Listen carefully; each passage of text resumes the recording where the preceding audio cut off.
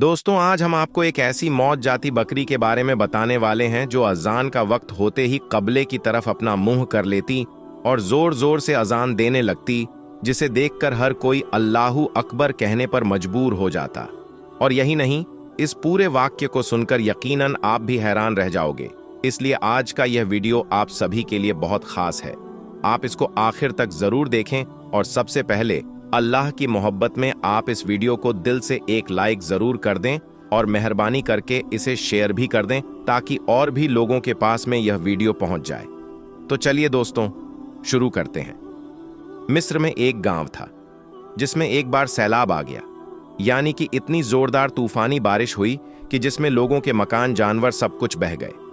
ये देखकर लोग रोने और बिलख लगे और कहने लगे कि जरूर हमारे ऊपर यह अल्लाह का कोई अजाब नाजिल हुआ है। जरूर हमसे कोई ऐसा गुनाह हो चुका है जिसकी वजह से अल्लाह ने हम पर यह आफत नाजिल की है। दोस्तों, उसी गांव में एक चरवाहा था जो बहुत बूढ़ा था। इसी तूफानी सैलाब में उसका भी पूरा घर बह गया था। यह देखकर वह चरवाहा लोगों से कहने लगा कि आज हम लोगों ने मस्जिद को वीरान कर दिया है, जिसकी वजह से हम पर यह आफत आई है। चलो मस्जिद में और जाकर अपने रब की इबादत करते हैं और अल्लाह से माफी मांगते हैं। तो यह सुनकर फिर तकरीबन 50 लोग मस्जिद में पहुंचे ताकि वह अपने रब की इबादत कर सके और अल्लाह से माफी मांग सके। लेकिन यह लोग जैसे ही मस्जिद में पहुंचे तो वैसे ही एक बार फिर से तूफानी बारिश होना शुरू हो गई, जिससे मस्जिद की छत गिर गई। यह देखकर वो लोग डर के मारे वापस मस्जिद से बाहर निकल आए। फिर कुछ ही देर के बाद वो पूरी की पूरी मस्जिद पानी में समा गई। मस्जिद शहीद होने के बाद लोग दहाड़े मार मार कर रोने लगे और कहने लगे कि कयामत आ गई है। अब सब लोग खुले आसमान के नीचे आ चुके थे। इतने में मगरिब का वक्त हो गया, लेकिन अब इस गांव में ना ही कोई मस्जिद बची थी और ना ही कोई मुअज्जिन बचा था। यह देखकर सब लोग अपना सर झुकाए रो रहे थे, क्योंकि अजान का वक्त हो चुका था और कहीं से भी अजान की आवाज नहीं सुनाई दे रही थी। इतने में ही उन्होंने सुना कि अचानक से एक तरफ से अजान की आवाज आने लगी। अजान की आवाज को सुनकर लोग हक्के बक्के रह गए और इधर उधर देखने लगे, क्योंकि गांव में एक भी मस्जिद नहीं बची थी। इसलिए वह सोचने लगे कि यह अजान की आवाज कहां से और किधर से आ रही है। फिर सब लोग हैरत से उठे और उस आवाज की तरफ तर चल पड़े। चलते चलते वह लोग एक घर के आगे पहुंचे तो उन्हें अजान की आवाज और ज्यादा तेज सुनाई देने लगी। यह देखकर एक शख्स ने धीरे से उस घर का दरवाजा खोला तो सामने का मंजर देखकर सब लोग हैरान रह गए, क्योंकि उस घर के शहन में एक बकरी बंधी हुई थी जो बड़ी ही अजीबोगरीब थी और वह अजान वह बकरी दे रही थी। यह देखकर लोगों के होश उड़ गए। फिर सब लोग उस घर के अंदर दाखिल हुए और उस बकरी के करीब जाने लगे। वह बकरी एक आला किस्म की दिखाई दे रही थी और कद कांठे में इंसान के कंधे तक आ रही थी। अब लोग उस बकरी को इधर उधर से घूर कर देखने लगे। इससे पहले कि कोई उस बकरी को छू कर देखता, घर के अंदर से आवाज आई, खबरदार, इसे छूने की कोशिश मत करना। अगर तुमने इसे हाथ लगा दिया तो बहुत पछताओगे। यह सुनकर लोगों ने फौरन ही अपने हाथ वापस खींच ली। इतने में घर के अंदर से एक बूढ़ा शख्स लाठी के सहारे से बाहर आया। यह बूढ़ा शख्स वही चरवाहा था जिसकी सारी बकरियां सैलाब में बह गई थीं। सिर्फ यह एक बकरी थी जो बची थी। लोग उसे देखकर कहने लगे कि चाचा, क्या यह बकरी तुम्हारी है? तो वह शख्स कहने लगा कि मेरे घर में बकरी बंधी है तो फिर बकरी मेरी हुई ना। इतना कहकर वह बूढ़ा शख्स वापस अपने घर के अंदर जाने लगा। सभी लोगों ने पूछा कि क्या यह अजान बकरी दे रही थी? तो बूढ़े शख्स ने कहा कि हां, क्यों बकरियां जान नहीं दे सकती हैं? तो इस पर लोग हक्के बक्के रह गए और कहने लगे कि ऐ चचा, क्या तुम सटिया गए हो? भला एक बकरी अजान कैसे दे सकती है? यह सुनकर बुजुर्ग बाबा अपनी बकरी के पास गए और जाकर कहने लगे, क्या यह खुदा की मखलूक नहीं है? क्या अल्लाह ने इसको हलाल करार नहीं दिया है? क्या तुम इसका गोश्त नहीं खाते हो? और यह तो अल्लाह का एक बहुत बड़ा मोजेजा है कि यह बकरी अजान दे रही है। कल रात ही मैंने अपने ख्वाब में देखा था कि लोग दूर दूर से हमारी इस बकरी को देखने के लिए आ रहे हैं, लेकिन मुझे नहीं मालूम था कि मेरी इस बकरी पर अल्लाह की खास अता हो जाएगी और यह अजान देने लगेगी। जब हमारे गांव में सैलाब की आफत आ गई थी, हमारे गांव की मस्जिद गिर चुकी थी, तो शायद अल्लाह ताला को अपना कोई मोजेजा दिखाना था, इसलिए अल्लाह ने इस बकरी की जबान में अजान डाली है। बस फिर क्या था, यह बात पूरे गांव में आग की तरह फैल गई। अब तो लोग दूर दूर से इस बकरी को देखने आने लगे। अब जैसे जैसे अजान का वक्त होता, वह बकरी किबला की तरफ रूख करके खड़ी हो जाती और उसका पेट इस कदर फूल जाता जैसे कि अजान की आवाज बकरी के पेट से बाहर निकल रही हो। अब लोग दूर दूर से आकर बकरी को देखने लगे। भीड़ ज्यादा बढ़ी तो बुजुर्ग बाबा ने बकरी के चारों ओर दायरा बनवा दिया। अब लोग सिर्फ दूर से ही उस बकरी को देख सकते थे, यानी कि उसको छू नहीं सकते थे। अब लोग दूर दूर से आते, बकरी की जियारत करते और उसकी अजान सुनकर हैरान हो जाते और सोचते कि भला यह जानवर अजान कैसे दे सकता है। अब यह बात लोगों के लिए किसी मोजेजा से कम नहीं थी। अब लोगों के लिए हैरान करने वाली बात यह भी थी कि जब से इस बकरी ने अज्जन देना शुरू किया है, तब से इस गांव में बारिश भी रुक गई है और जो पानी गांव में जमा था वह भी गायब हो चुका है। अब हर कोई इस बकरी को बापकौक बादशाह भी कहने लगा कि हम इस बकरी के मालिक से जरूर मिलना चाहेंगे, जिसकी बकरी ने अल्लाह का नाम लेना शुरू कर दिया है। और यही नहीं, हम उसको खूब सारा इनाम भी देंगे, क्योंकि अब उस गांव में जो भी कोई बकरी को देखने जाता था तो वह कुछ ना कुछ उसके लिए जरूर लेकर, और साथ ही वहां पर जाकर लोग मन्नत भी मांगने लगे थे। कोई अपने कारोबार में बरकत के लिए मन्नत करने लगा तो कोई औरत औलाद के लिए मन्नत करने लगी थी। अब हर कोई अपनी परेशानी लेकर उस बकरी के पास में पहुंचने लगा था। इसलिए अब यह बात बादशाह के लिए भी काफी हैरान करने वाली थी। बादशाह ने जल्दी से अपने वजीर को उस गांव में भेजा और कहा कि जल्दी से तुम उस गांव में जाकर देख कर आओ कि क्या हकीकत में वहां पर कोई बकरी अजान देती है या फिर नहीं, या फिर लोगों ने सिर्फ एक अफवाह फैला रखी है। वजीर फौरन ही उस गांव में पहुंचा और सारा नजारा अपनी आंखों से देखा और वापस आकर हैरानी से बादशाह से कहने लगा, बादशाह सलामत, लोग जो कुछ भी कह रहे हैं वह बिल्कुल सच है।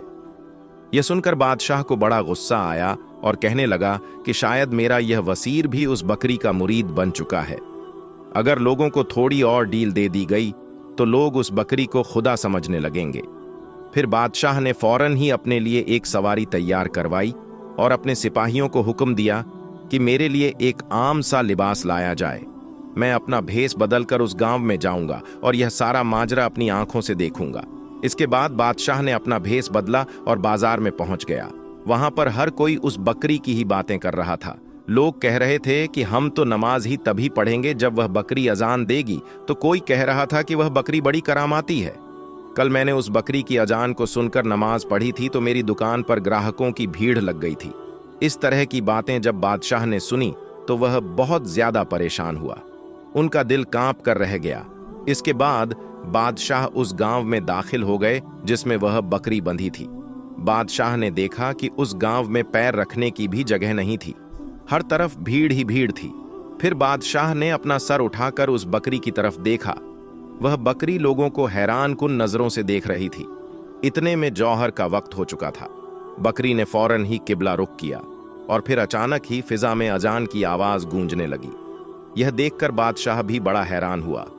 अब जैसे जैसे अजान की आवाज गूंजने लगी वैसे वैसे बकरी का पेट भी फूलने लगा था।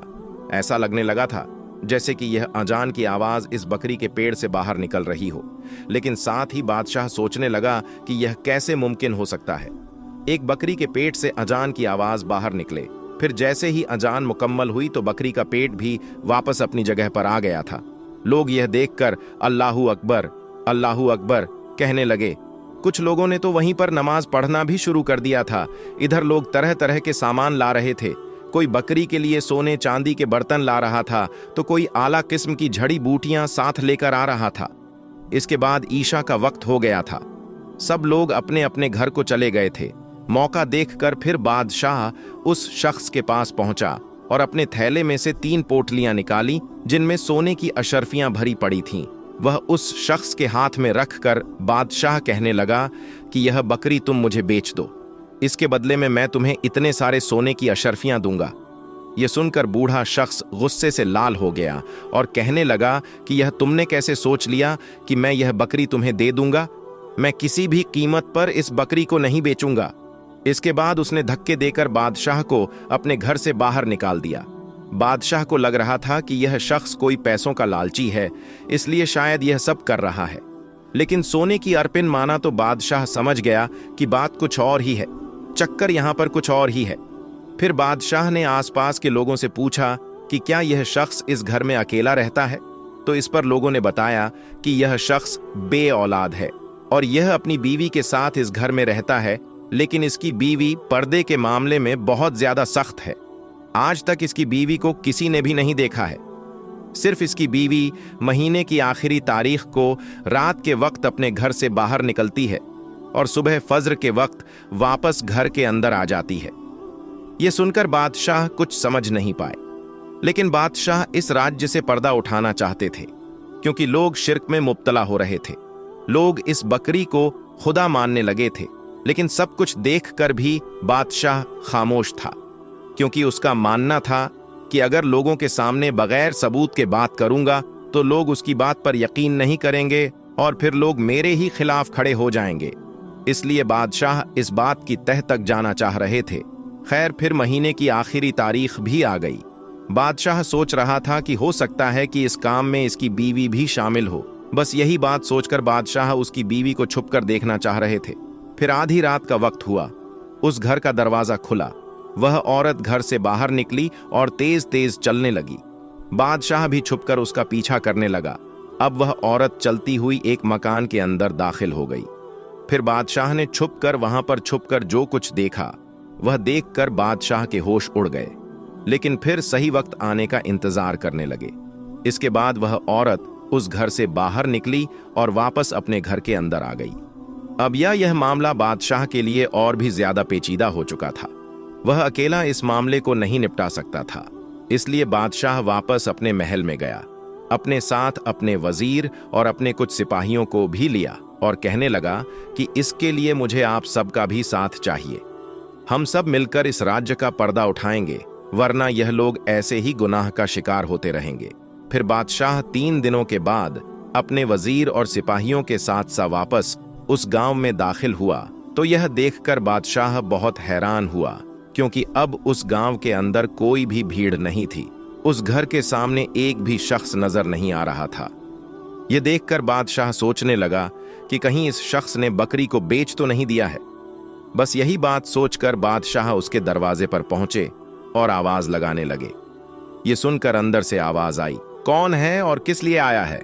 बादशाह ने कहा कि हम आपके यहाँ बकरी देखने आए हैं। हमने सुना है कि आपकी बकरी बड़ी करामाती है।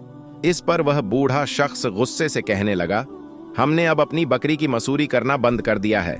मेरी बकरियां मंजर आम पर आना बंद हो गई हैं, क्योंकि अब यह हामियां हो चुकी है और अब हम नहीं चाहते हैं कि कोई हमारी हामियां बकरी को देखकर इसे नजर लगा दे।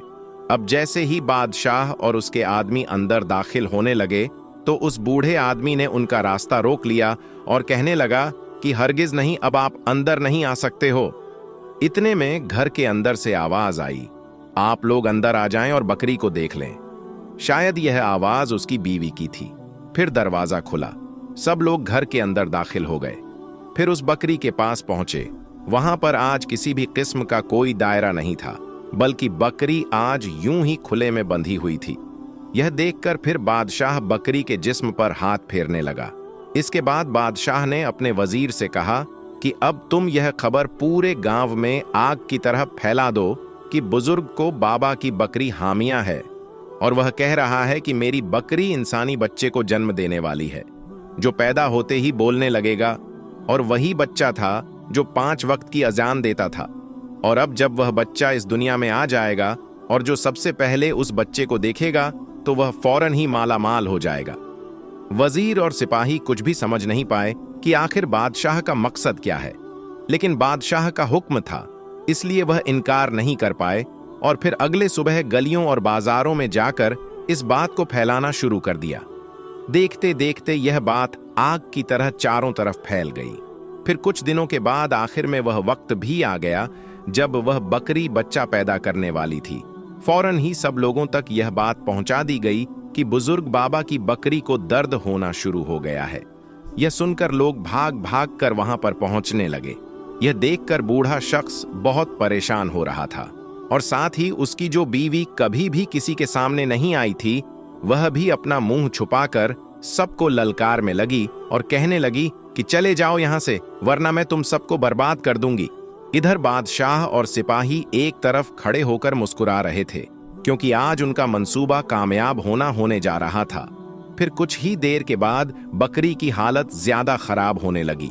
इधर सब लोग यह देखने के लिए बेताब थे कि किसकी नजर सबसे पहले बकरी के बच्चे पर पड़ेगी और वह मालामाल हो जाएगा। अब बकरी बच्चे को जन्म देती, इससे पहले ही उसकी बीवी चीखने लगी और इस कदर गुस्से में आ गई कि उसने अपने सारे पर्दों को उतार कर फेंक दिया और सबके सामने आ गई।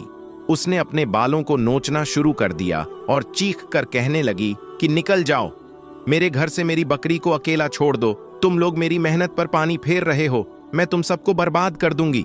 यह देखकर सब लोग हैरान हो गए और सोचने लगे कि इस कदर शरीफ औरत, जिसको आज तक पहले कभी किसी ने नहीं देखा था, वह एकदम से अपने सारे पर्दों को कैसे उतार कर फेंक सकती है।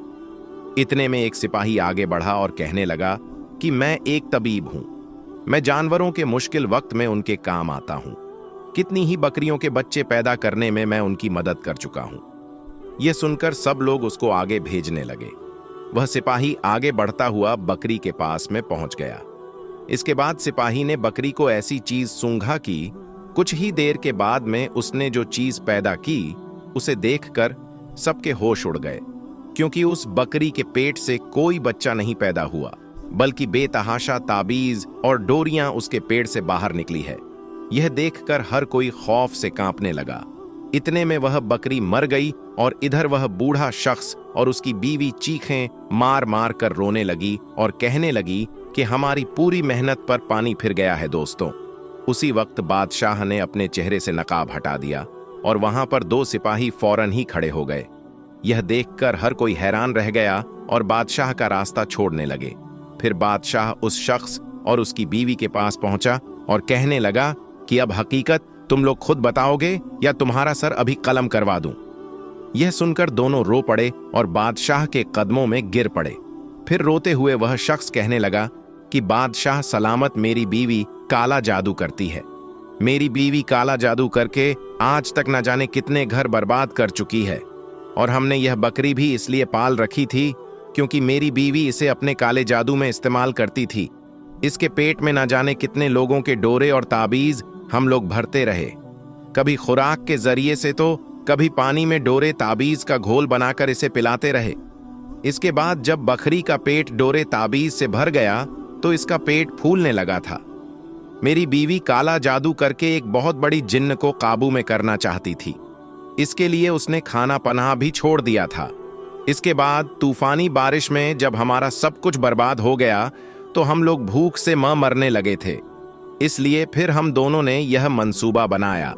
इसके लिए हमने एक गुलाम को खरीदा, जिसको इस बकरी के पास ही मौजूद जमीन में बने तहखाने में छोड़ दिया। जमीन में सिर्फ इतनी जगह छोड़ी गई थी जिससे उस गुलाम को हवा मिल सके। फिर वही शख्स बकरी के पास से 5 वक्त की अजान देने लगा। ऐसा लगने लगा था जैसे कि अजान की आवाज बकरी के पेड़ से बाहर निकल रही हो। हमें 5 महीने तक ऐसा ही करना था। अब हमारा यह मकसद पूरा होने ही वाला था। आज रात हम इस बकरी की बलि चढ़ाकर सब कुछ हासिल कर लेते और हमारी औलाद भी हो जाती, लेकिन आज सब कुछ खत्म हो गया है। अब इधर हकीकत सुनकर लोगों के होश उड़ गए। हर कोई यही कहने लगा कि मारो मारो इन्हें, इनका कत्ल कर दो। इन्होंने हम सबके साथ में बहुत बड़ा धोखा किया है। इन्होंने हमारे जज्बात के साथ खेला है और सबसे बढ़कर तो इन्होंने खुदा को नाराज किया है और अल्लाह का नाम लेकर हमसे शिर्क करवाते रहे। फिर बादशाह ने, जिससे उस गुलाम को हवा मिल सके, फिर वही शख्स बकरी के पास से 5 वक्त की अजान देने लगा। ऐसा लगने लगा था जैसे कि अजान की आवाज बकरी के पेड़ से बाहर निकल रही हो। हमें 5 महीने तक ऐसा ही करना था। अब हमारा यह मकसद पूरा होने ही वाला था। आज रात हम इस बकरी की बलि चढ़ाकर सब कुछ हासिल कर लेते और हमारी औलाद भी हो जाती, लेकिन आज सब कुछ खत्म हो गया है। अब इधर हकीकत सुनकर लोगों के होश उड़ गए। हर कोई यही कहने लगा कि मारो मारो इन्हें, इनका कत्ल कर दो। इन्होंने हम सबके साथ में बहुत बड़ा धोखा किया है। इन्होंने हमारे जज्बात के साथ खेला है और सबसे बढ़कर तो इन्होंने खुदा को नाराज किया है और अल्लाह का नाम लेकर हमसे शिर्क करवाते रहे। फिर बादशाह ने अपने वजीर को हुक्म देकर दोनों को तहखाने में बंद करवा दिया। इन लोगों का अंजाम देखकर हर कोई कांपने लगा था। लेकिन साथ ही उन्हें मलामत भी कर रहे थे। फिर तमाम लोगों ने बादशाह का शुक्र अदा किया कि इन्होंने उन सब की आंखें खोल दी हैं। अल्लाह ताला से दुआ है कि अल्लाह पाक हम सबको शिर्क जैसे गुनाह से हमेशा बचा रखें और अल्लाह ताला हम सबको नेक और सीधे रास्ते पर चलने की तौफीक अता फरमाए। आमीन सुम्मा आमीन। दोस्तों, एक बार आप भी कमेंट बॉक्स में आमीन जरूर लिख दें। आज की इस वीडियो में बस इतना ही, हम मिलेंगे आपको अगली वीडियो में। तब तक के लिए अल्लाह हाफिज।